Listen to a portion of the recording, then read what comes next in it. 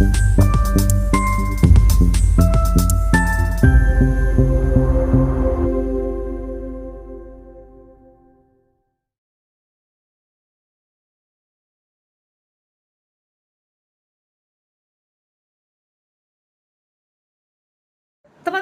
shalom, puji Tuhan. Hari ini kita akan menyaksikan kesaksian dari Ibu Tata, orang Sunda dari Garut.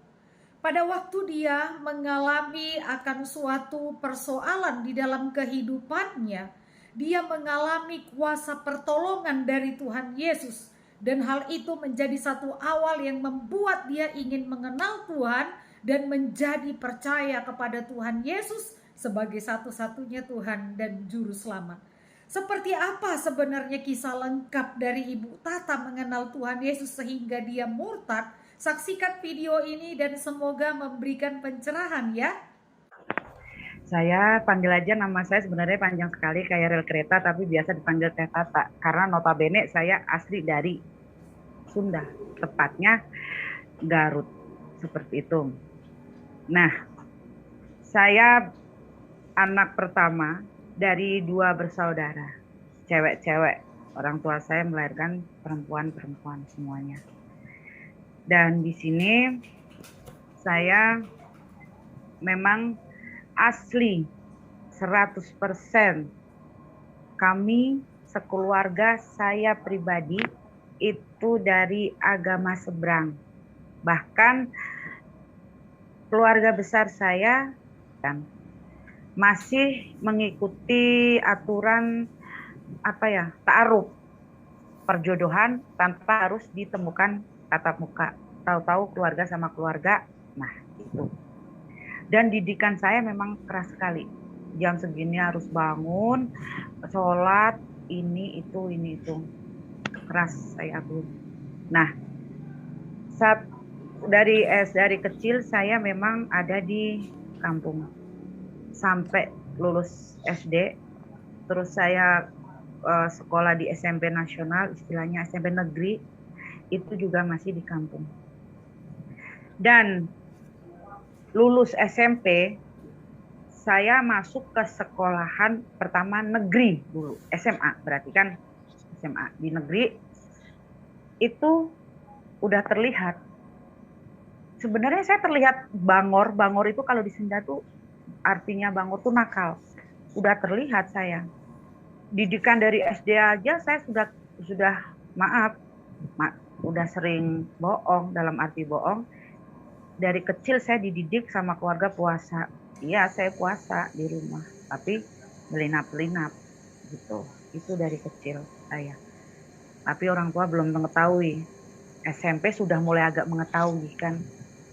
Dan nih saya jujurkan ya di sini, saya mulai mengenal ini di keluarga saya yang padahal yang benar-benar di kelas didikan agamanya luar biasa keras.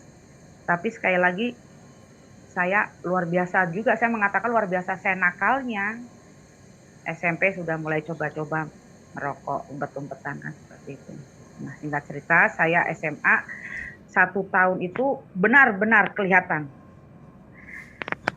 melencengnya istilahnya.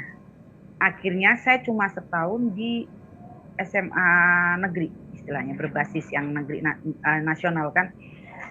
Nah, saya dimasukkan karena mungkin keluarga gini, ini kalau anak dibiarkan di SMA yang nasional, aduh, pasti dah masalah dan masalah terus kan, karena 1 tahun saya di SMA aja buat masalah terus berkali-kali. Jadi dulu kan ada istilah BP, itu bimbingan pelajar kan, dia sama keluar masuk terus itu kan.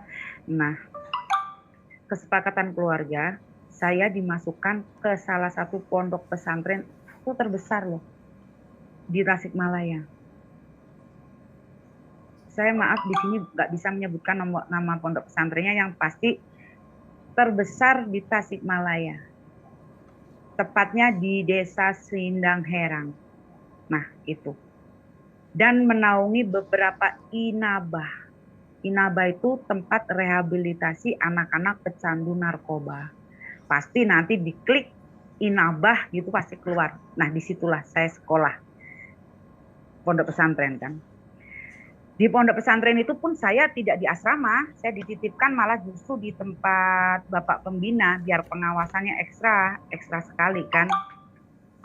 Dan hanya ya maaf ya sekali lagi saya tidak menyanjung keluarga saya, tidak mengedepankan keluarga saya mentang-mentang Anda tidak. Memang ini kenyataan.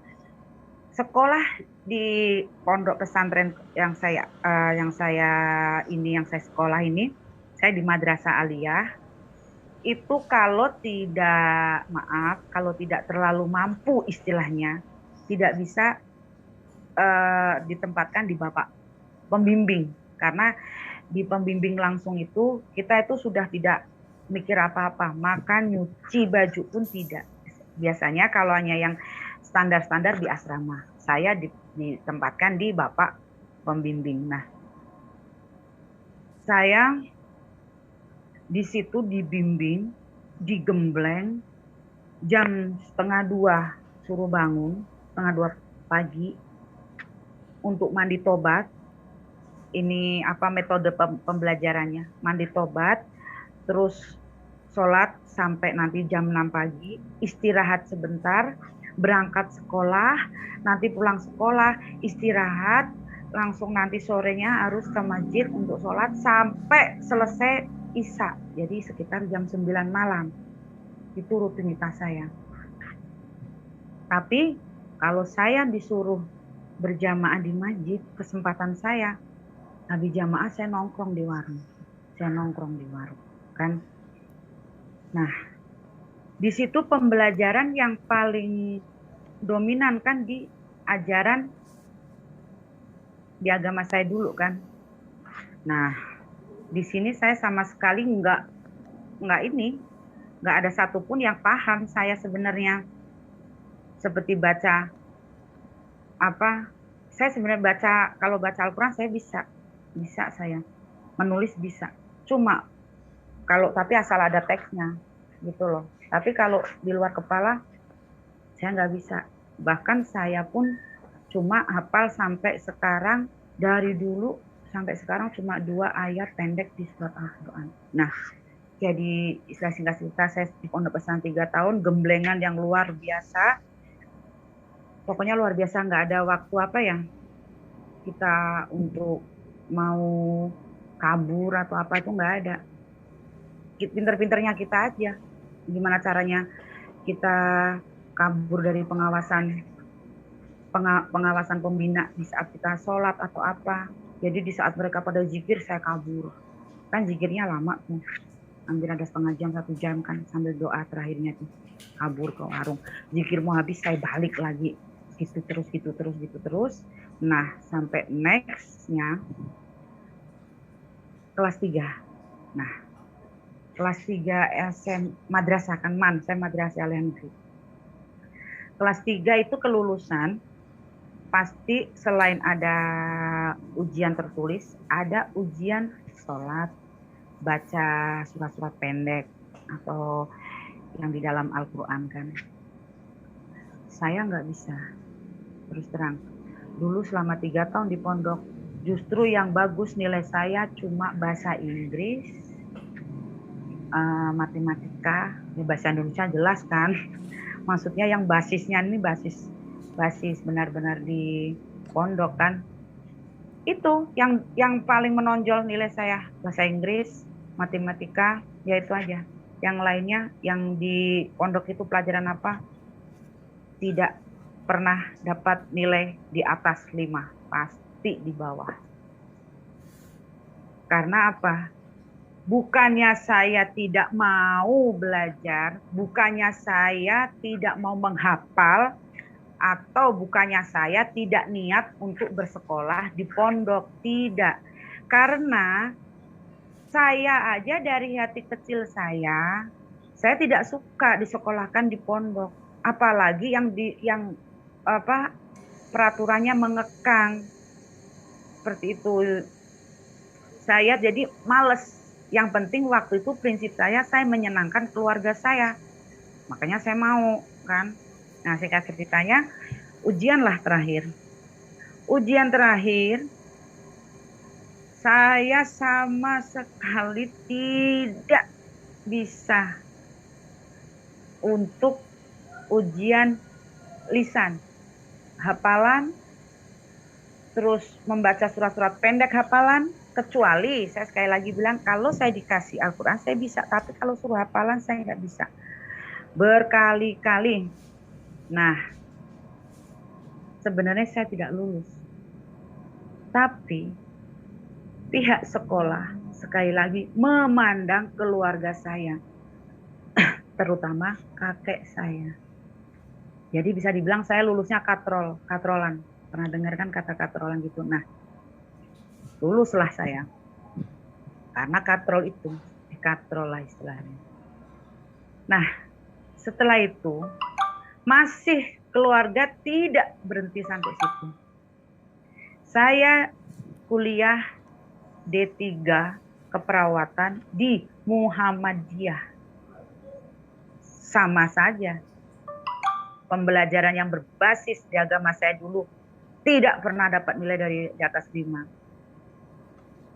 Yang bisa yaitu bahasa Inggris selalu menonjol saya.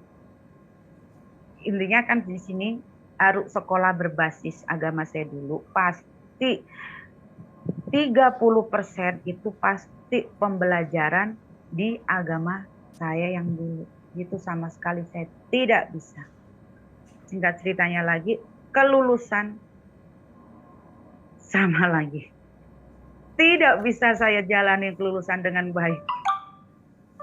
Katrolan lagi. Melihat silsilah keluarga saya, terutama kakek saya. Seperti itu. Ya kan? Nah, dari SMA saya udah di pondok 3 tahun. Ditambah lagi kuliah D3 keperawatan juga di basis yang sangat bagi saya garis keras juga. Nah, sebelum saya lanjut, saya flashback dulu ya, yang tadi saya habis lulusan SMA. Kalau di desa saya, lulusan dari pondok pesantren, apalagi pondok pesantren terkenal, pasti ada acara kenduren, selamatan lah. Karena merasa bangga. Ini loh anakku baru aja lulus dari pondok pesantren ini. Saya terus terang, saya memang dirayain luar biasa, besar-besaran. Jadi para ulama pada datang. Nah, di situ kan seperti kayak saya dites kan, suruh baca ini, terus ditanya pertanyaan seputar di pondok pesantren, ada orang Bu, waktu itu tolong dong, saya sama seperti yang di agama kita sekarang, tolong doain ya saya ini, iya, saya gitu aja.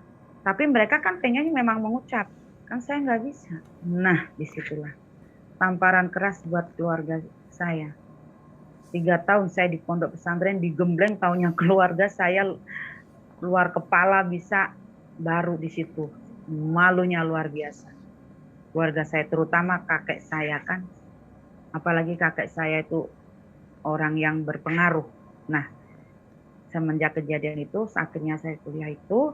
Nah, kalau di desa kan begini, ada perempuan yang sekiranya berumur, pasti cepat-cepat dijodohkan. Nah, saya dengar, ya kan, ini setelah saya di Muhammadiyah ini kan, D3 keperawatan. Saya dengar mau dijodohkan sama anak salah satu teman kakek saya juga. Bahkan ini anaknya ulama di desa saya, di tempat tinggal di kota kelahiran saya di Garut. Saya dengar saya mau dijodohkan. Orang saya aja baca Al-Quran belepotan, saya nggak suka memakai jilbab, nggak suka diatur, kok ini mau jadikan istri anaknya salah satu ulama. Aduh, saya waktu itu bingung, saya harus bagaimana. Nah, kabur saya. Niat kabur sudah ada, saya harus kabur daripada saya dinikahkan sama anak ulama. Saya kabur, saya memang mengambil uang ibu saya. Saya kabur tidak tahu harus kemana, tapi kenapa kaki saya melangkahkan untuk kabur ke Bali. Waktu itu kaburlah saya. Dari Garut saya naik bus. Waktu itu pasti kalau yang seusia saya yang 45 tahun ke atas itu pasti pernah dengar dong bis Apollo. Itu kan terkenal sekali dulu. Saya naik bis Apollo 3 hari 2 malam. Saya kabur, saya juga tidak tahu kenapa saya kaburnya pengen ke Bali, juga nggak tahu. Yang penting waktu itu saya menyelamatkan diri aja, gimana caranya biar saya nggak dijodohkan. Intinya seperti itu. Sampailah saya bersandar di mana? Gilimanuk kan. Di Gilimanuk bisnya, saya di situ saya di daerah Gilimanuk di apa ya? Di Negara, di Negara itu saya duduk, saya nggak tahu harus kemana lagi kan. Saya juga bingung. Adalah seorang ibu-ibu nampiri saya. Mungkin udah ngeliatin saya, mungkin ngamati saya kok. Ini anak kok duduk di situ lama sekali, mungkin gitu kan. Ngampiri saya, tanya mau kemana, dari mana ya. Pertanyaan yang wajar lah lumrah ditanyakan orang kepada kita pastinya kan. Ya saya jawab dong. Nama saya ini, saya dari ini. Lah mau kemana, saya nggak tahu harus kemana. Yang penting saya mau ke Denpasar. Saya taunya Denpasar aja, Bali gitu. Tapi uang saya tinggal segini, saya harus naik apa? Nah, sama ibunya itu, saya ditumpangkan mobil sayur, jurusan Pasar Kreneng, di Bali kan. Pasti pernah dengar juga dong, Pasar Kreneng kan terkenal juga tuh. Saya dinaikkan mobil sayur. Mobil sayur di Pasar Kreneng itu kan pagi, karena Pasar Kreneng itu bukanya pagi. Kalau yang malam itu penjajah baju gitu, yang pagi itu khusus sayur-sayuran lah seperti itu kan. Nah, ikutlah saya ditumpangkan itu, sampailah di Pasar Kreneng. Bingung lagi saya harus kemana kan gitu kan. Saya nggak tahu, nih kaki jalan aja, pokoknya saya jalan aja, saya jalan. Tahu-tahu saya berhenti di suatu gereja. Gereja di daerah Hayam Wuruk, ya kan. Capek saya. Tanpa sengaja saya tiduran di depan. Dibangunkan saya. Waktu itu. Dibangunkan sama penjaganya mungkin ya. Itu waktu itu kan nggak pakai baju security atau apa. Kan pakai baju bebas lah istilahnya. Nah, saya ditanya, kenapa tidur di sini ya? Saya jawab, saya kecapean. Dari mana? Ya saya jelasin lagi ke Bapak itu. Bapak itu namanya Bapak David. Beliau ini yang pertama kali. Ternyata dia memang penjaga di gereja tersebut. Nah, saya nggak tahu kenapa, saya mungkin saking laparnya ya. Saya ngomong aja, saya lapar Pak, saya gitu kan. Diajak saya masuk ke dalam gereja. Saya dikasih makan, saya disuruh mandi, suruh ganti, suruh istirahat istilahnya. Nah, setelah semuanya saya lakukan kan, ya makan, istirahat, mandi, saya dipertemukan sama Bapak Pendeta yang ada di gereja tersebut. Nah, saya kan ditanya dari mana, nama, sampai agama pun ditanya. Waktu itu memang saya masih bilang, saya Muslim, seperti itu kan, saya Muslim. Oh ya udah nggak apa-apa gitu. Nah, saya ditawarin di situ, mau tinggal di sini, kerja di sini, membantu gereja, ya nyapu-nyapu. Saya dalam hati saya, nggak apa-apa, yang penting saya dapat tumpangan kan, daripada saya luntang lantung di nggak karuan kan. Nah, mulailah saya di gereja membantu, nyapulah apa, sampai hari Minggu setiap ada jemaat di gereja saya ngatur parkiran. Pertama kali saya mendapatkan uang dari kabur dari rumah ya, dari parkiran para jemaat yang ibadah di gereja. Waktu zaman itu kan saya di tahun 99 kan, saya kaburnya dari Bali. Uang 500.000 kan besar sekali waktu itu nominalnya. Senengnya minta ampun saya. Dikasih dari jemaat itu kan. Nah, saya di situ bertemu, singkat ceritanya, saya bertemu sama Bapak Mister J. Maaf saya nggak bisa kasih nama lengkap Mr. J. Mr. J ini dari Jerman. Beliau yang punya salah satu owner travel di Seminyak. Nah, beliau jemaat di gereja tersebut. Dari markirin terus tiap minggu. Nah, akhirnya ngobrol sama saya. Tapi beliau fasih bahasa Indonesia ya campuran. Ada bahasa Indonesia, ada Inggrisnya. Karena beliau sudah lama tinggal di Denpasar. Singkat ceritanya saya sebelum itu saya bertemu dulu sama pemilik owner kafe dulu. Pemilik kafe saya, ditawarin untuk kerja di kafe waktu itu. Ya saya mau aja, kenapa tidak.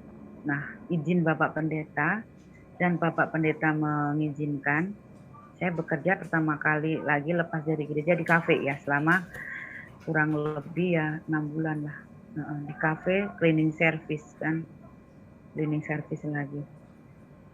Sempat saya belajar bartender karena melihat kok mereka pintar sekali mainin gelas gitu kan. Saya kepengen bisa. Saya belajar. Nah, baru jadi bartender 2 bulan, ketemulah sama Mr. J ini. Sama Mr. J, dia sering ke kafe di daerah Seminyak. Tadinya ya saya hello aja, lalu lalang aja. Lama-lama saya yang memberanikan diri gitu kan. Karena saya dengar-dengar beliau ini owner salah satu travel di Bali kan gitu. Nah, saya sambil bercanda, saya boleh nggak kerja di tempat di kantornya Bapak, istilahnya seperti itu kan. Nah, dia menanggapi candaan saya istilahnya gitu. Pada waktu itu saya cuma aji mumpung aja lah gitu. Bisa syukur nggak ya juga nggak apa-apa. Tapi puji Tuhan, sambut bergayung. Saya ditawarin, mau kamu kerja di kantor saya. Gitu.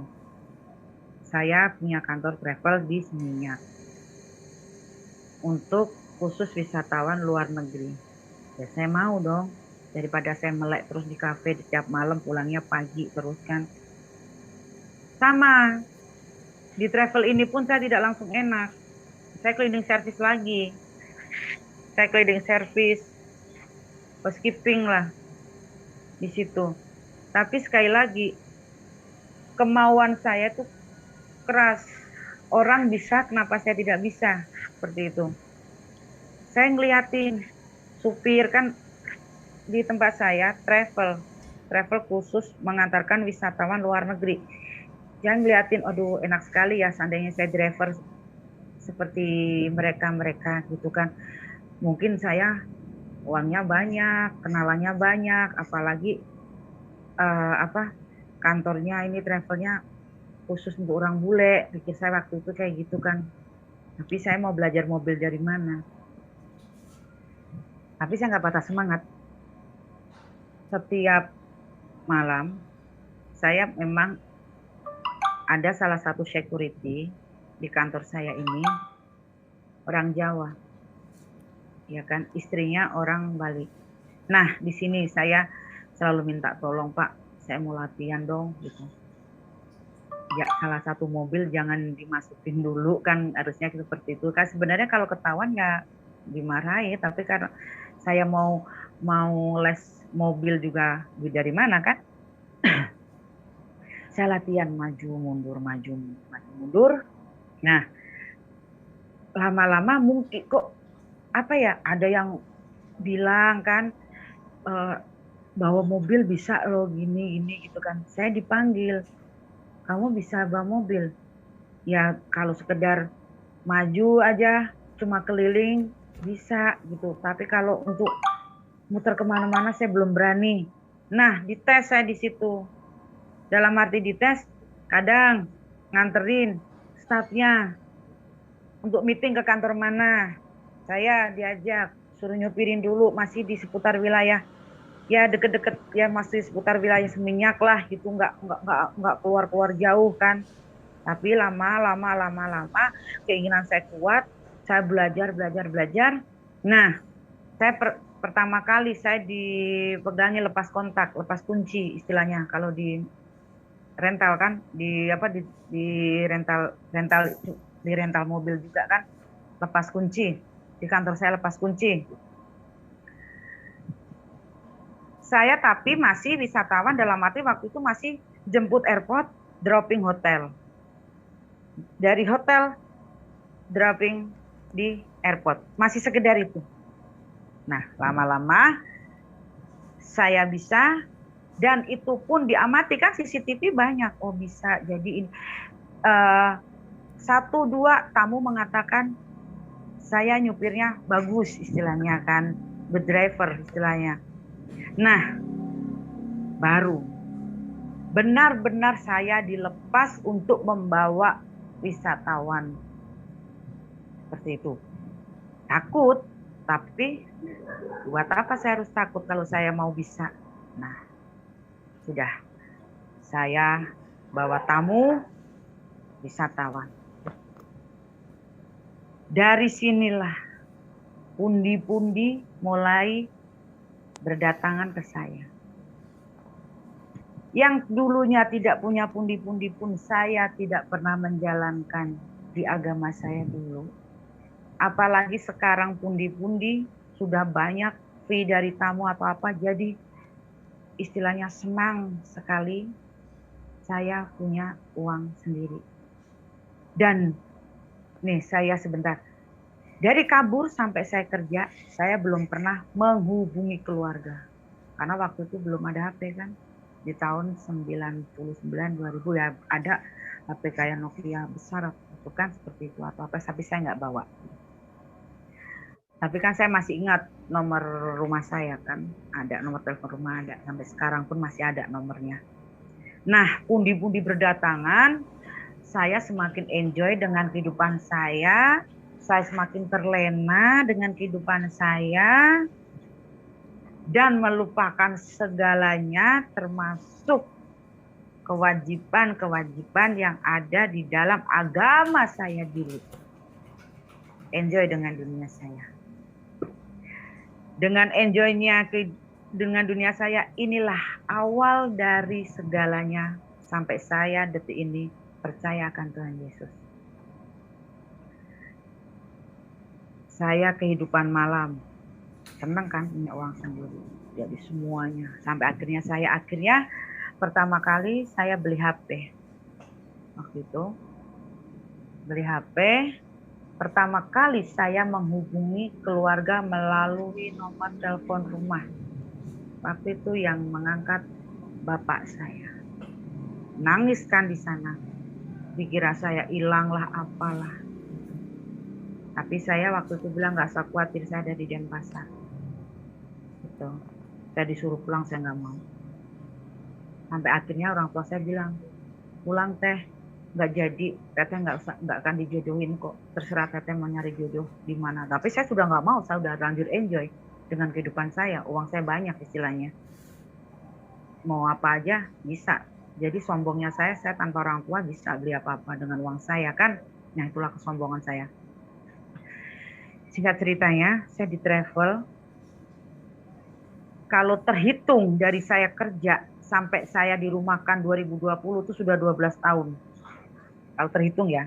Nah, semakin saya enjoy dengan dunia saya, semakin saya nggak peduli dengan siapapun, semakin apalagi dengan keyakinan saya dulu, pokoknya have fun aja, happy aja, nggak peduli mau susah mau perasaan saya dari dulu nggak, waktu saya pegang uang itu saya nggak pernah susah. Saya waktu dulu kerja di travel itu nggak pernah susah, istilahnya duit ada terus kan.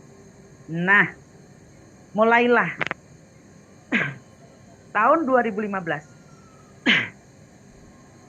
kegelisahan mulai ada. Kegelisahan mulai ada. Dalam arti kegelisahan mulai ada begini. Saya diundang Hari raya kan di sini kan teman kantor bukan hanya Muslim, Kristen, pasti ada Hindu. Diundang hari rayanya orang Hindu di rumahnya. Makan-makan lah. Ada doa. Jiwa kosong. Doa. Maaf sebentar.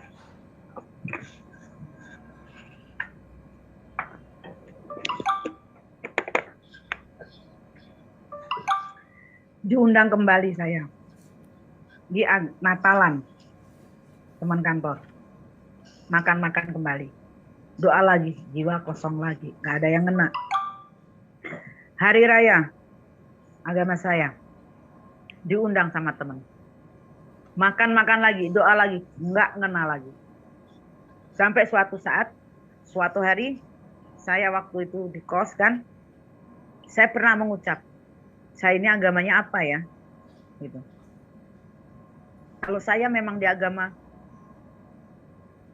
Muslim, saya sholat nggak pernah, puasa nggak pernah.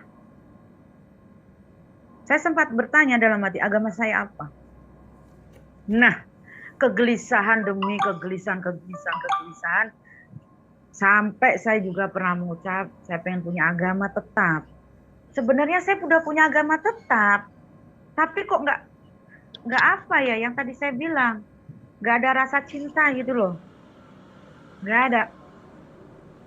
Dia tuh sampai dia bilang, saya pengen punya agama tetap. Nah mungkin inilah awal Tuhan menjawab semuanya keinginan saya. Seperti itu kan.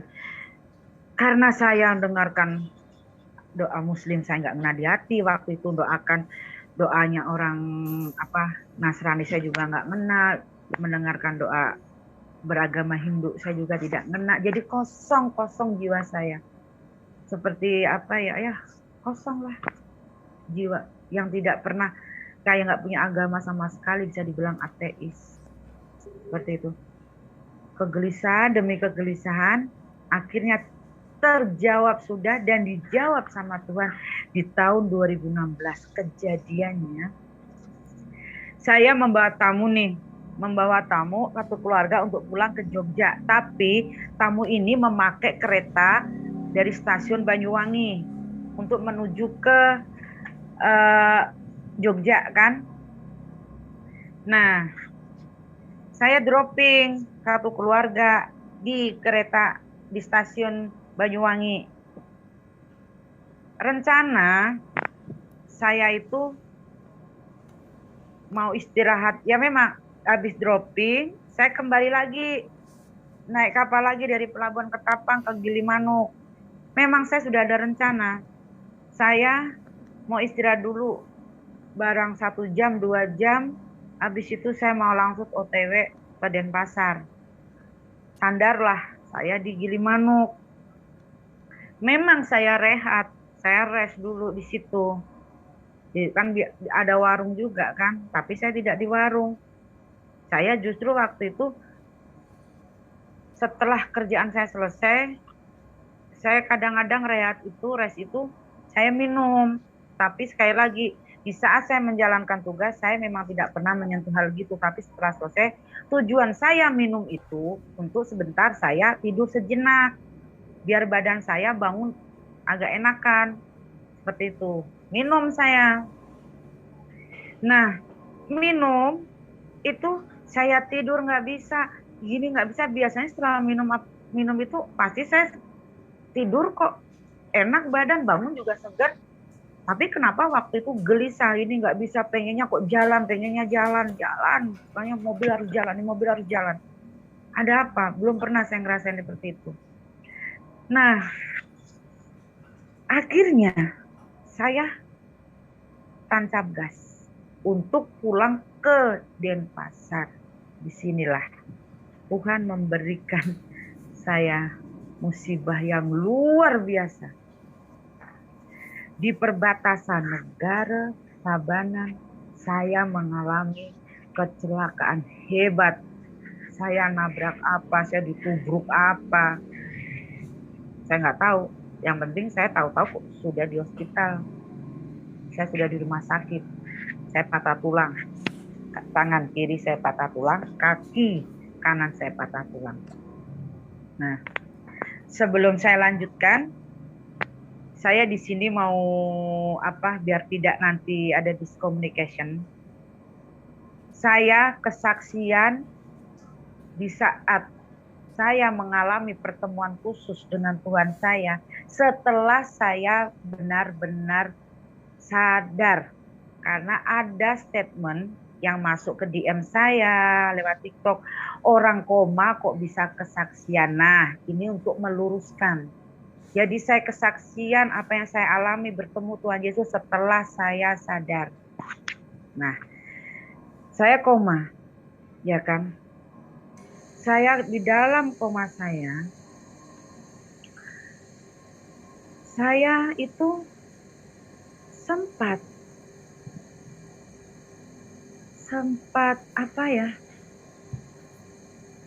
mau dibilang bermimpi, bukan bermimpi.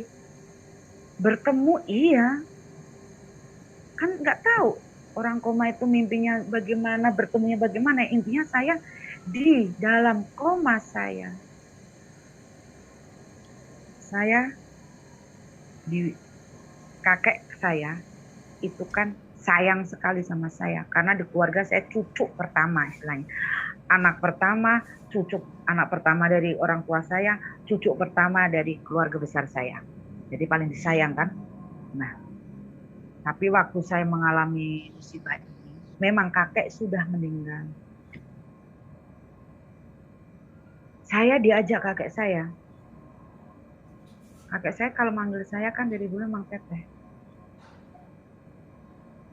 Ikut Aki. Aki itu kan bahasa Sunda kan. Ikut Aki teh. Saya diajak sama kakek saya, Aki saya. Ya ngikutlah saya. Namanya juga kakek saya, digandeng saya. Semakin menjauh, digandeng terus. Tapi kakek saya pesan, jangan menengok ke belakang. Ya saya ngikut, digandeng terus gitu kan. Semakin saya jauh, kok semakin saya mendengar ada suara. Kamu belum waktunya pulang. Gitu. Nah kan saya kan nggak tahu ini suara dari mana. Tapi kakek kan gandeng saya. Pulang sama Aki. Gitu teh. Gitu kan.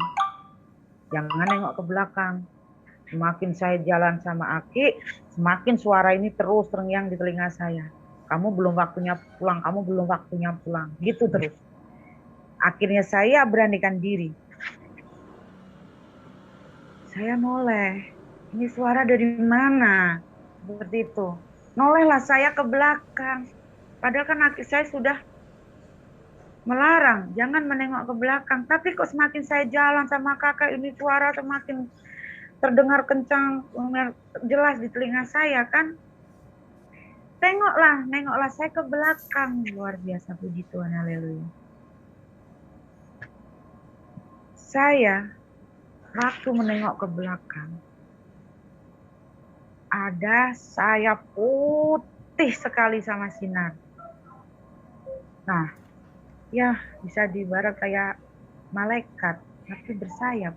Putih, bersinar.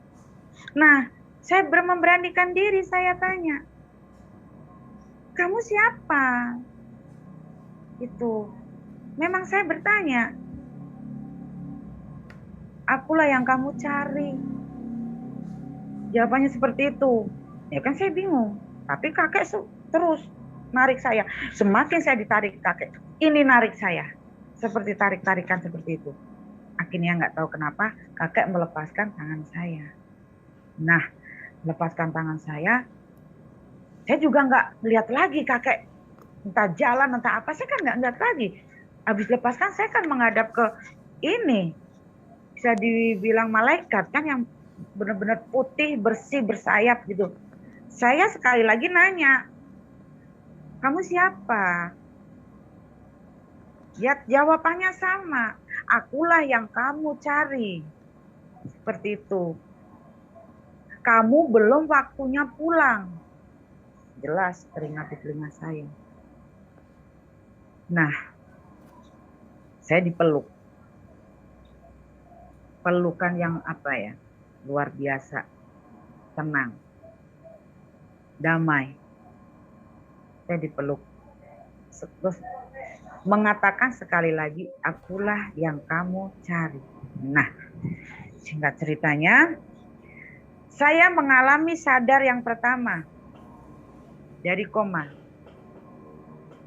Di sadar pertama saya katanya cuma mengucapkan, carikan saya pendeta. Heboh keluarga saya. Terus saya pingsan lagi, koma lagi katanya. Kan saya bisa bercerita setelah saya sadar kan, diceritain semua kan, saksi banyak di situ. Nggak cuma keluarga saya, suster ada di situ juga kan, suster juga bersaksi waktu itu. Carikan saya pendeta. Saya tidur kembali, koma kembali, pingsan kembali saya.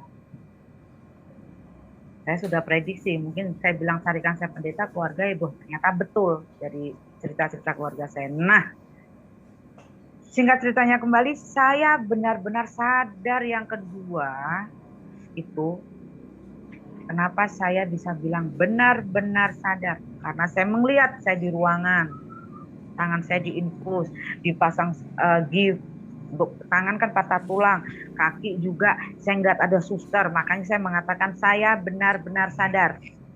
Nah, saya sadar bukannya saya mencari keluarga saya, tapi saya malah susternya kan waktu saya sadar kan manggil suster. Nah, susternya kan kaget kan saya sudah sadar.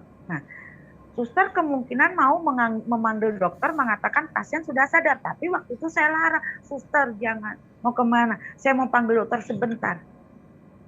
Saya pinjem HP-nya, itu. Mau buat apa? Saya pinjam, jangan panggil dokter dulu. Pinjam, saya dipinjemin. Kan HP saya rusak, nggak tahu kemana kecelakaan itu. Saya searching, waktu itu burung merpati, saya kira burung merpati bersayap putih, ya keluarnya burung merpati. Oh, tidak ada, ini di dalam mimpi saya kemarin, ini saya gitu kan. Saya searching kembali. Nah, saya ngeklik tangan saya kayak ada yang gerakan, malaikat bersayap putih. Muncullah picture, gambar yang datang seperti dalam mimpi saya, benar-benar putih. Putih sekali. Nah, saya kaget. Saya panggil dokter, suster kan. Suster, gitu. Saya ini baru sadar. Saya kan tanya kan, iya Bu, Ibu koma terhitung Ibu sadar sekarang sudah 2 minggu. Ah, yang benar saya gitu kan. Iya, makanya saya mau manggil dokter karena Ibu sudah sebentar. Saya gitu. Saya mau tanya, ini kemarin waktu bener saya koma gitu kan, saya memastikan lagi iya gitu kan. Terus saya gini, suster saya waktu kemarin koma saya didatengin ini, saya gitu lah. Kok baru pertama kali saya dengar itu suster, lah kok haleluya puji Tuhan, lah kok susternya nangis. Nah kan saya bingung, suster kenapa nangis saya gitu kan. Ibu malah gantian nanya ke saya, Ibu benar didatangi ini. Lah, ini saya nanya kok malah gantian nanya, saya gitu kan. Iya, saya tanya, saya kemarin koma tidak? Iya, Bu. Saya didatengin ini, suster. Ngeluarin netesin air mata. Ternyata suster itu Nasrani. Nah, suster jawab, puji Tuhan, haleluya. Ini Tuhan Yesus, Bu. Itu Tuhan saya. Itu. Bingung lagi saya putih itu kok dibilang Tuhan kan. Ah sudah, saya anggap angin lalu istilahnya. Akhirnya saya baru bilang suster mana keluarga saya. Nah, suster manggil dokter, manggil keluarga saya, dicek. Nah, singkat ceritanya saya yang nungguin cuma tante saya. Keluarga besar saya sudah kabur. Gara-gara katanya mendengar saya koma pertama bilang carikan pendeta. Saya cuma sama siapa? Sama tante saya. Saya nanya, mana mama? Mana bapak? Ngapain nanya-nanyain keluarga, katanya. Lah, saya kan baru sadar. Saya diceramai di ICU. Kamu benar-benar ya keterlaluan ya. Kamu sadar kok bilang malang, bukannya ngucap alhamdulillah, apa yaitu alhamdulillah. Kamu kok ngucap carikan saya pendeta. Saya ngomong, lah mana saya tahu orang saya koma kok, gitu kan.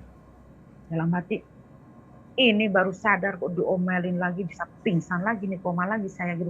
Saya gini, nanti kalau mau marah tante, saya gitu kan. Nah, ceritanya akhirnya saya dipindah ke ruang perawatan. Nah, disinilah terbuka semua. Keluarga pulang, kecewa sama kamu. Katanya kamu sempat ngucap carikan pendeta. Saya mengelak, saya tidak tahu. Saya koma. Tapi saya belum cerita ke tante saya perihal saya, pertemuan saya di saat saya koma bersama Tuhan Yesus. Belum.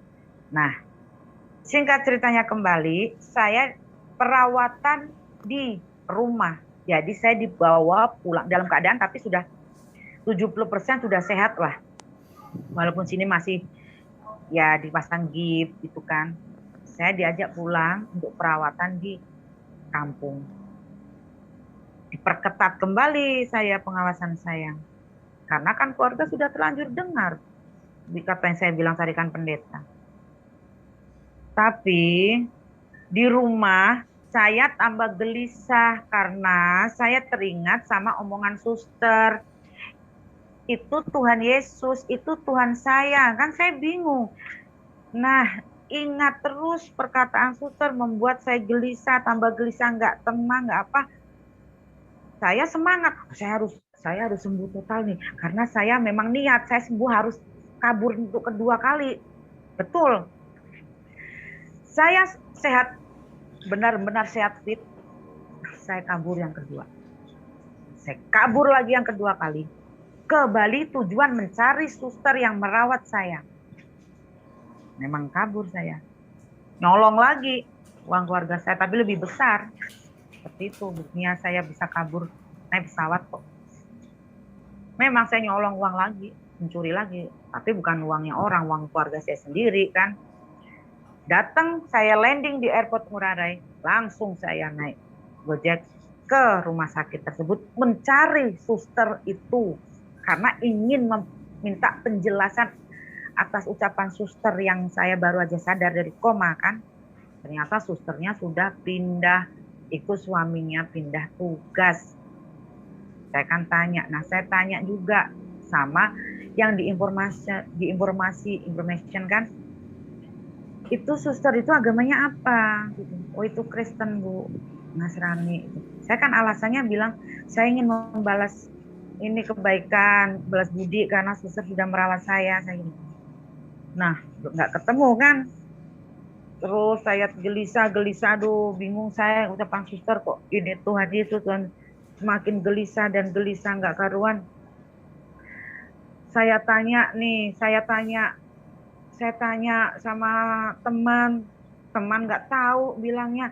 Saya tanya teman sama satu keyakinan sama saya dikatain gila. Katanya bilang, aduh kamu gila ya, gitu. Mana ada Tuhan Yesus datang ke dalam mimpi ini, itu, dan apa. Hati-hati kamu kalau sampai kamu murtad, neraka jahanam kamu. Ditempatkannya ya. Saya jawab waktu itu, kamu bisa bilang neraka jahanam, emang lu pernah ya itu, nyampe ke neraka sana, gitu. Saya dikatain gila. Cukup bagi saya tanya sini sana sini, saya dikatain gila. Nggak ada yang nggak bisa jawab. Semakin gelisah, nggak karuan. Nah, bertemulah sama seorang ibu. Ternyata beliau ini ibu pendeta di Kristus Kasih The Best di Ayam Buruk.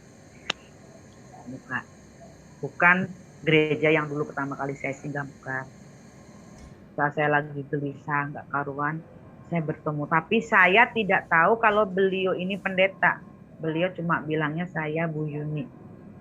Ini nomor HP saya.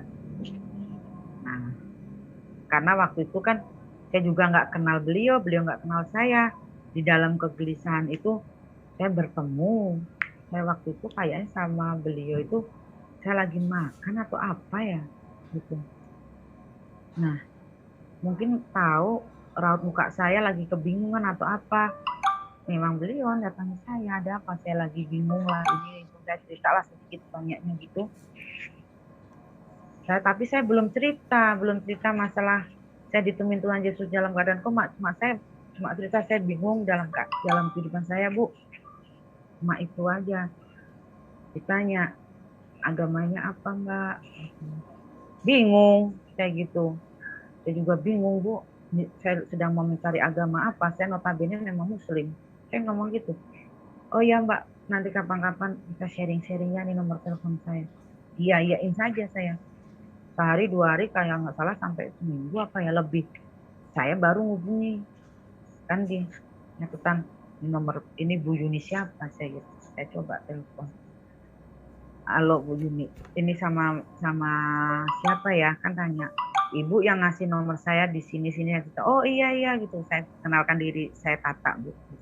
Boleh Bu, saya ketemu. Oh boleh, di Sherlock lah. Saya ke sana loh, kok di gereja. Saya pikir beliau ini kerja di gereja. Saya masuk ke gereja, ada security mau bertemu siapa, Bu Yuni. Nah, security itu bilang, tunggu sebentar ya Bu Pendeta Yuni sedang ada tamu, sedang ada pertemuan sama majelis seperti itu. Saya bingung, Bu Pendeta ternyata kan saya gitu, saya kira cuma orang biasa istilahnya seperti itu kan. Next, akhirnya saya bertemu sama pendeta, saya ungkapin semuanya. Saya tuh paling susah nangis loh. Gak tahu kenapa ketemu Ibu Pendeta seakan-akan kayak ketemu apa aja. Saya ungkapin semua kegelisahan hati saya, mimpi saya semua. Saya ungkapin semua sampai perkataan suster, apa-apa, pokoknya semua saya kupas tuntas sama Ibu Pendeta. Ibu Pendeta cuma waktu itu jawaban singkat, tapi membuat saya luar biasa adem. Luar biasa Mbak, puji Tuhan. Mbak Tata secara tidak langsung sudah bertemu sama Tuhan. Mbak Tata sudah dijamah, dilawat. Kan saya bahasa-bahasa itu kan asing kan, lawat apa, dijamah apa, diurapin apa, kan masih asing saya. Istilahnya tapi luar biasa, puji Tuhan. Oh terus senang gitu loh. Nah, terus saya bilang, berarti yang mendatangi saya itu Tuhan Yesus benar, Bu. Iya, Mbak Tata dipulihkan. Kemungkinan besar Mbak Tata waktu mengalami kecelakaan bisa jadi Mbak Tata sudah bablas. Tapi Tuhan Yesus datang. Tuhan Yesus tidak pengen Mbak Tata pergi dulu. Waktu itu ingat ini, selalu ingat di pikiran saya. Tuhan Yesus menjamah Mbak Tata. Kalau tidak ada Tuhan Yesus yang menyelamatkan hidup Mbak Tata waktu itu, mungkin Mbak Tata sekarang tidak bertemu saya. Dalam artinya saya mati, mungkin meninggalkan. Nah di situ, plong, curhat, sudah semua.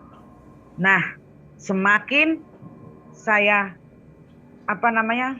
meyakini diri, benar. Saya telah sendiri. Ya, mungkin waktu kecelakaan dulu saya tidak diselamatkan. Berarti betul itu kata suster itu, ini Tuhanku, ini Tuhan Yesus. Kalau saya tidak diselamatkan Tuhan Yesus, waktu itu saya sudah meninggal. Kan gitu. Terus sampai saya nangis kan. Saya nangis ya. Saya waktu itu pertama kali ngucap Tuhan, terima kasih Tuhan, Kau masih memberikan saya hidup gitu kan. Nah, mulailah saya mengikis pelan-pelan di agama saya dulu. Saya mulai searching tentang Kristen. Saya mulai tanya WA sama Bu Pendeta ini, bukan. Akhirnya saya dipertemukan sama Bu Pendeta, dikenalkan sama Ibu Majelis gereja. Dibimbinglah saya sama beliau, Bu Leni sama Bu Suhana. Nah, saya punya keyakinan. Ini mantap nih. Saya harus yakin. Yang menolong saya waktu itu Tuhan Yesus. Kalau saya tidak ada Tuhan Yesus, mungkin saya sudah meninggal. Saya tidak ada di dunia ini lagi. Itu dalam hati saya waktu itu. Saya harus, mulai sekarang, saya harus menekuni, mencari, benar-benar inilah agama yang saya cari. Saya sudah menemukan. Saya tidak perlu mencari kembali. Saya tekuni.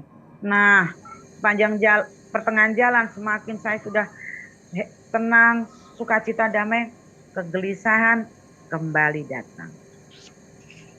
Yang dimana kegelisahan itu datang, saya kok sudah punya Tuhan, cara orang kan gitu kan, saya sudah punya Tuhan saya Tuhan Yesus.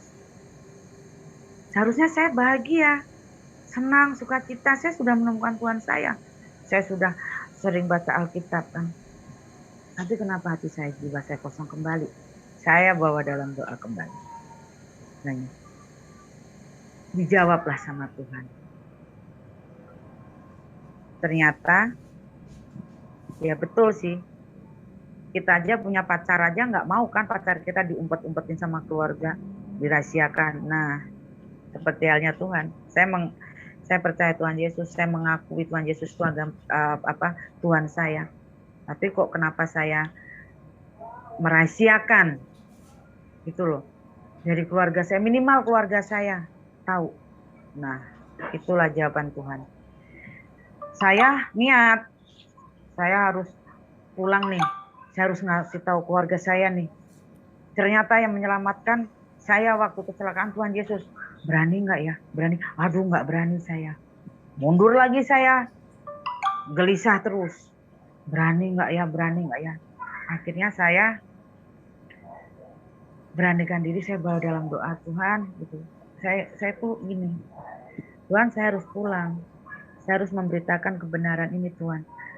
Karena sampai saya diberi nafas kembali sampai detik ini karena Engkau Tuhan Yesus. Mampukan saya, kuatkan saya sampai di kampung kembali untuk memberitakan kebenaran ini. Tapi di pikiran saya udah pasrah. Aduh, paling saya nanti dipukul lah, di inilah, di itulah, oh terus. Tapi saya sudah mantap, biarin dah. Daripada saya gelisah-gelisah terus. Pasti saya. Tapi di pikiran saya itu cuma satu, wah pasti saya dipukul lah, bisa-bisa nih saya gitu. Yang saya pasrah. Pulanglah saya niatin. Pulang saya ke Garut. Sampai saya sudah pakai salib. Di depan pintu rumah saya. Mama saya sudah tidak ngizinin saya masuk. Copot salib kamu. Saya nggak mau. Kalau tidak copot nggak boleh masuk. Tapi anehnya saya nggak mantah. Padahal dulu saya orangnya temperamen. Saya dilarang apa kalau nggak mau ya ayo berantem istilahnya. Saya dibilang preman juga saya dulu. Kenapa saya kok ya kemungkinan itu karena mungkin mamah kandung saya. Tapi kok saya diusir mama saya sekali kok nggak ada rasa sakit hati. Saya tidak memaksakan masuk rumah. Saya tidur di saudara. Tapi saudara juga diem sama saya. Cuma saudara takutnya sama saya dikira saya masih kelakuan saya seperti dulu. Isinya berantem. Aju jotos kan. Jadi dia iya aja. Teteh tidur sini ya. Iyanya terpaksa. Daripada pikiran dia daripada saya ditonjok nih kan gitu kan. Padahal tidak sedikit pun saya nggak ada keinginan untuk baku hantam kembali. Tidak ada. Sehari. 2 hari. Terus. Sampai hari ke-6. Saya menyerah. Dalam arti menyerah, bukan menyerah saya di sana nggak makan, bukan menyerah karena saya putus asa harus memberitakan kebenaran, tidak. Sakit hati, Tuhan saya dihina. Saya besok harus pulang ke Denpasar. Saya nulis malam surat, karena saya tidak bisa ngomong sama orang tua saya, nggak mau nerima saya kecuali saya dicopot. Seperti itu. Saya tulis surat. Ini anehnya nih tangan nih kayak ada yang gerakin. Terus saja. Ya saya bilang di surat, Mah, gitu kan, kalau papa kan memang sudah meninggal duluan sebelum kejadian saya kecelakaan itu kan, seperti itu. Jadi tinggal mama. Saya memang nulis, Mah, maafin atas kesalahan Teteh. Teteh pulang ke Garut itu untuk bercerita, Mah. Ternyata Teteh masih hidup ini dikarenakan Teteh ditemuin sama Tuhan. Itu enggak lain Tuhan Yesus. Jadi kronologinya apa yang saya di dalam koma saya itu saya ceritakan saya tulis. Nah, karena saya kesempatan untuk bicara sama orang tua saya nggak ada, Bu, mama saya terutama nggak ada. Gitu kan. Saya tulis di situ kronologinya semua. Saya juga bilang minta maaf, Mah, gitu. Yang terakhirnya saya bilang, Mama boleh mencaci maki Teteh, menghina Teteh, ngata-ngatain Teteh, kebun binatang semua keluarkan semuanya. Bahkan Mama memukul Teteh, Mama mau apapun secara fisik Teteh terima. Tapi satu hal, jangan pernah menghina Tuhan saya, Mah. Karena Tuhan Yesus yang menyelamatkan Teteh di saat Tetehnya pas mengalami musibah waktu itu. Karena saya sakit hatinya saya mendengar Tuhan saya menyelamatkan saya dihina, itu aja. Bukan, saya tidak dendam, saya tidak sakit hati sama siapapun orang tua saya, tidak, cuma rasanya sakit gitu loh. Apa ya? Sakit aja Tuhan yang dimana Tuhan saya itu Tuhan Yesus yang sudah menyelamatkan saya, kok Tuhan saya dihina. Saya nggak terima seperti itu. Mau, aduh, saya gitu nggak kuat saya. Akhirnya setelah itu saya titipin ini surat ke saudara saya yang saya inapi, tolong kasihkan Mama. Tapi dalam hati saya terserah mau dibaca apa tidak terserah. Saya gitu. Yang penting saya sudah kupas tuntas di surat tersebut. Pulang lagi saya ke Denpasar, tapi puji Tuhan, walaupun hanya lewat tulisan tangan, saya pulang menuju Denpasar itu enteng sekali apa langkah kaki saya kayak kapas, enteng sekali. Sampailah saya ke Denpasar kembali.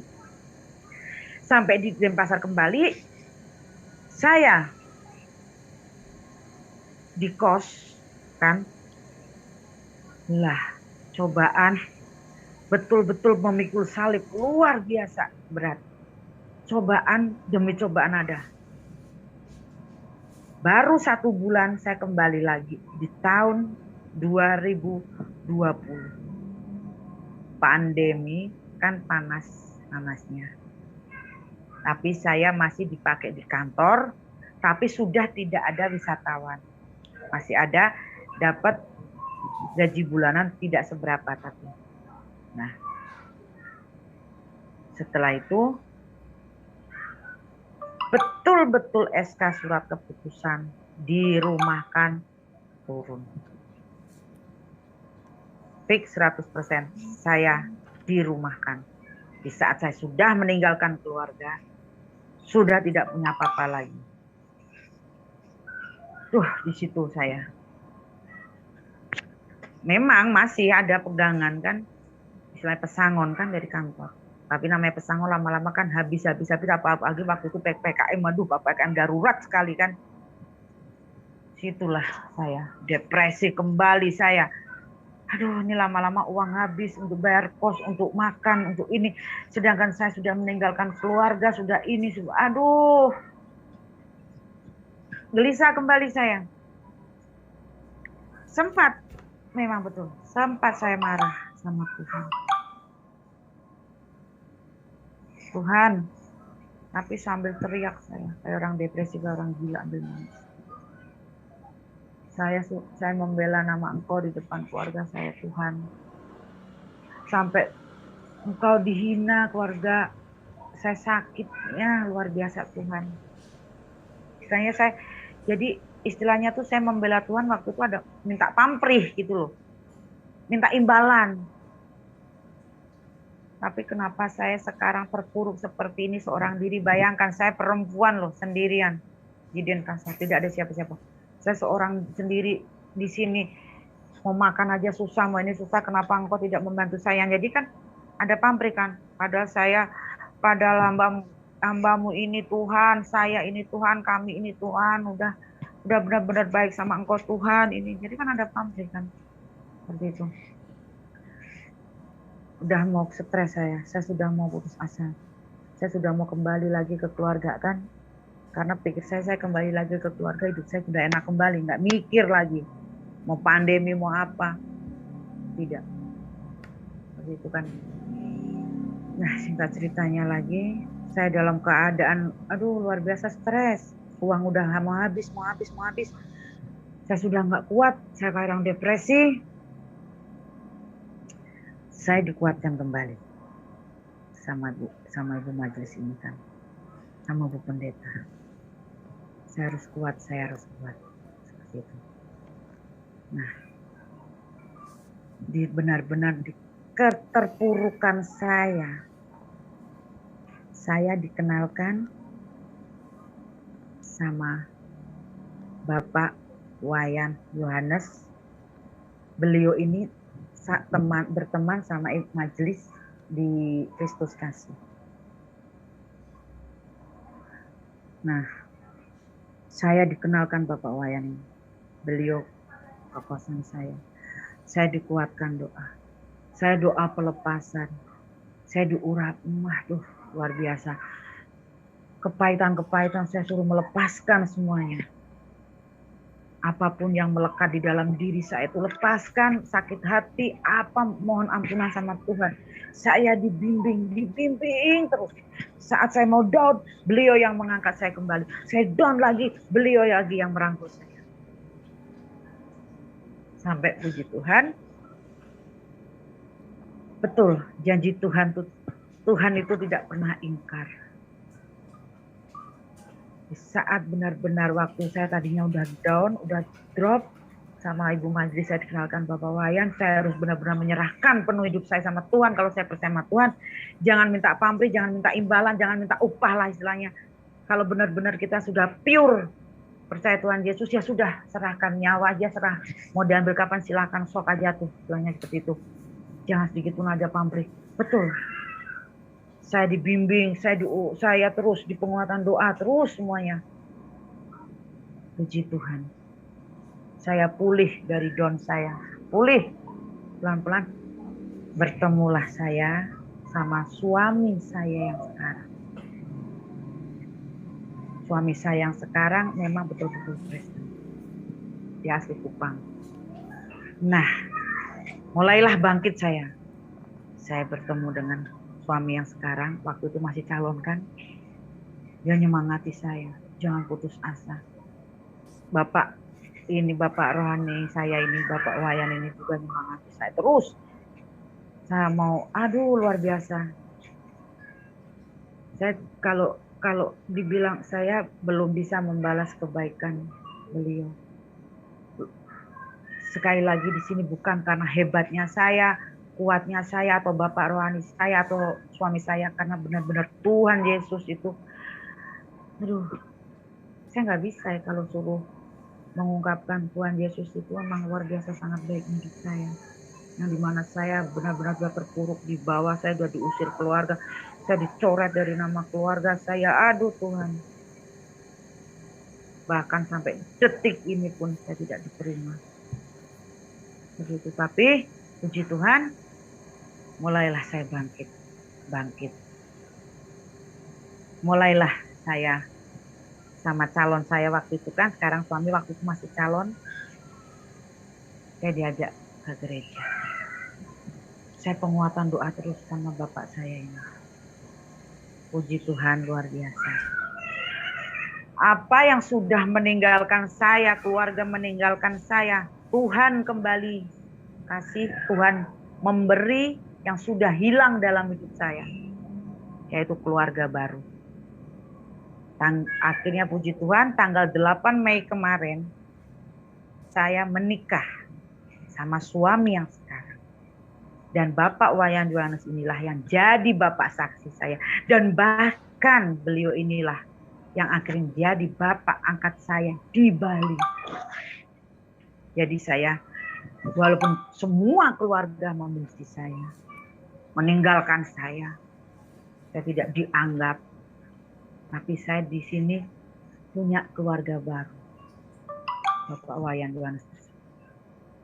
Kalau dibilang kuat apa tidak, saya nggak munafik. Saya sebenarnya dulu sudah tidak kuat dalam keadaan perempuan sendirian, tidak kerja, nggak kuat. Kalau tidak ada Tuhan Yesus, karena saya ini loh, ini cara waktu saya belum benar-benar mengetahui, belum paham betul Tuhan Yesus siapa, memang berpikirannya gini, iya sih dulu saya kalau waktu kena musibah, kalau nggak ada Tuhan Yesus datang, saya mungkin sudah mati nih, saya gitu. Aduh, jadi kagumnya mulai simpatiknya terus, luar biasa ya Tuhan ini ya. Saya sampai gini, kok kenapa waktu saya koma kok nggak, maaf ya, kok nggak dari agama saya yang datang ke mimpi saya ya? Kok malah Tuhan Yesus yang dimana saya waktu itu masih di agama seberang. Jadi terus makin tumbuh. Nah disitulah kecintaan saya semakin, tapi namanya manusia, pencobaan demi pencobaan ada, terkadang down yang saya bisa ceritakan. Tapi puji Tuhan, banyak yang masih mengejar saya. Dalam artian, kamu berpindah keyakinan apa karena laki-laki? Tidak. Saya kenal suami saya, sekarang saya tidak pakai salib. Ada juga yang mengejar.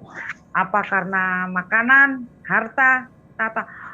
Lah kalau harta ngapain saya harus repot-repot kos, sepetak, hidup susah, istilahnya makan seadanya. Mending kalau harta mendingan saya pulang ke kampung saya, ke Garut saya, enak hidup saya. Warga saya bisa nyukupi saya. Ada juga yang bilang, apa karena satu kardus Indomie lah, gitu kan. Banyak di situ. Ngejat saya ngina. Jadi sekali lagi, kalau memang di sini ada yang menonton kesaksian saya, semoga terberkati semuanya. Saya di sini juga mau menegaskan, saya pindah keyakinan tidak ada unsur harta, laki-laki, tahta, atau hanya sekedar satu kardus Superme, karena pure di sini rasa syukur saya, hidup saya sudah diselamatkan sama Tuhan Yesus, sehingga saya bisa detik ini loh, malam ini kesaksian di Miracle TV, itu luar biasanya Tuhan Yesus. Coba kalau dulu Tuhan Yesus tidak datang di dalam mimpi saya di saat saya koma, saya tidak bisa kesaksian sekarang malam ini. Jadi statement yang di luar sana mujat saya itu hak Anda. Saya tidak ambil pusing. Jadi saya aja ya, sampai detik ini terkadang saya belum percaya. Kok Tuhan bisa ngubah hidup saya luar biasa. Saya dulu hidup di jalan kan supir. Berantem. Mabok. Narkoba. Dunia malam, santapan setiap hari. Dan ini seluruh tubuh saya bertato semua. Tapi semenjak Tuhan Yesus pulihkan hidup saya percaya Tuhan Yesus, saya jadi pengikut Tuhan Yesus. Saya dibaptis, saya menikah, menemukan keluarga baru.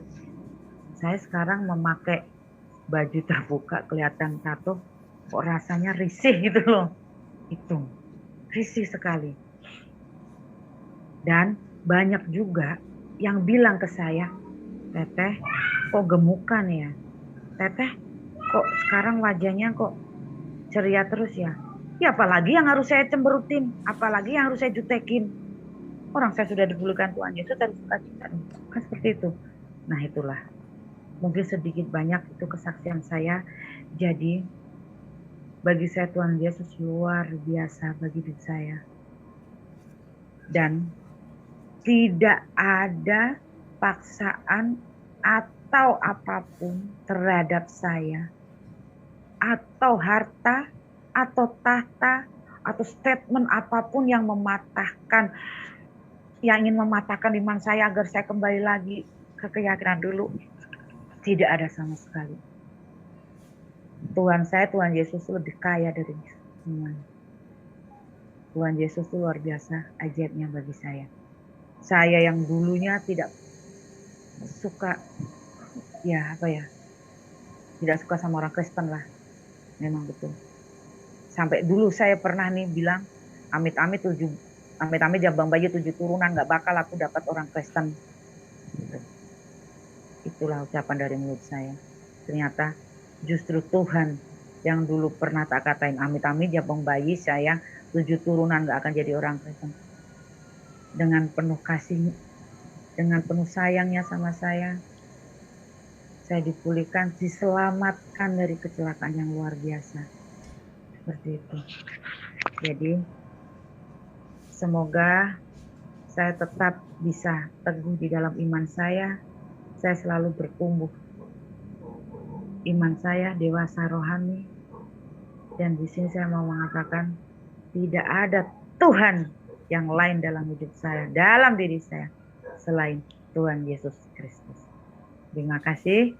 Semoga kesaksian saya menjadi berkat bagi yang mendengarkan dan untuk saya pribadi. Puji Tuhan, kita sudah menyaksikan sebuah kesaksian dari Ibu Tata tentang bagaimana dia mengalami kuasa dan pertolongan Tuhan yang ajaib di dalam hidupnya. Khususnya ketika dia mengalami kecelakaan dan tubuhnya benar-benar bisa dikatakan hancur dan tak berdaya, bahkan tidak bisa bergerak sampai dia koma ataupun kehilangan kesadaran. Namun di dalam masa-masa koma, dia tidak sadarkan diri. Ternyata dia berjumpa dengan malaikat Tuhan yang berkata, "Belum waktunya kamu pulang." Siapa itu malaikat? Malaikat itu adalah suruhan Allah. Malaikat itu adalah utusan Allah. Artinya bahwa malaikat hanya akan bekerja, hanya akan melakukan pekerjaan Tuhan yang dikehendaki Tuhan jika Allah memerintahkannya. Nah, jadi ketika malaikat berkata, "Kamu belum waktunya pulang," kepada Ibu Tata yang pada waktu itu situasinya sedang koma ataupun mendekati ajal, itu berarti Allah sedang menyatakan sesuatu ataupun menyatakan kehendak Tuhan melalui malaikat bahwa dia belum waktunya untuk meninggal ataupun mati dan kembali kepada Tuhan. Sebab yang berkuasa untuk menentukan waktu bagi seseorang untuk kembali kepada Tuhan itu adalah Tuhan sendiri. Dan ternyata Ibu Tata, walaupun dia mengalami situasi yang sangat parah, belum waktunya dia harus meninggal. Hal itu juga bisa jelas bagi kita jika kita melihat bagian firman Tuhan dari Pengkhotbah 3 ayat 1 dan 2. Di sana dikatakan untuk segala sesuatu ada waktu, ada masanya. Untuk apapun di bawah langit ada waktunya. Ada waktu untuk lahir, ada waktu untuk meninggal, ada waktu untuk menanam, dan ada waktu untuk mencabut yang ditanam. Artinya teman-teman, mengapa malaikat itu berkata, "Belum waktunya kamu pulang"? Berarti memang buat Ibu Tata belum waktunya untuk kembali kepada Tuhan.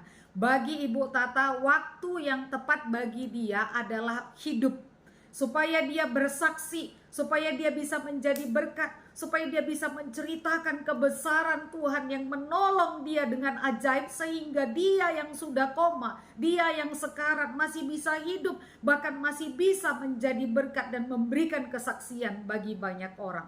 Teman-temanku, itu sebabnya engkau dan saya sampai saat ini masih diberikan Tuhan kehidupan. Sesungguhnya tujuannya adalah supaya engkau dan saya bisa menjadi berkat, bisa memberitakan Injil, bisa bersaksi bagi banyak orang. Oleh karena itu, jangan sia-siakan waktumu, datanglah kepada Tuhan Yesus. Tuhan memberkati.